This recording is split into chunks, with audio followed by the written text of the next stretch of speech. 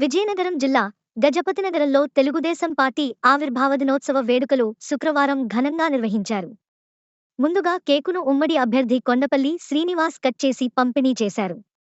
ఈ సందర్భంగా పార్టీ పతాకాన్ని శ్రీనివాస్ ఎగరవేశారు.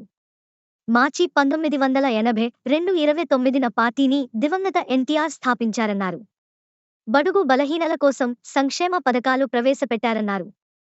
జనసేన నేతలు పడాల అరుణ, మర్రాపు సురేష్, కొండలరావు, శ్రీదేవి పాల్గొన్నారు.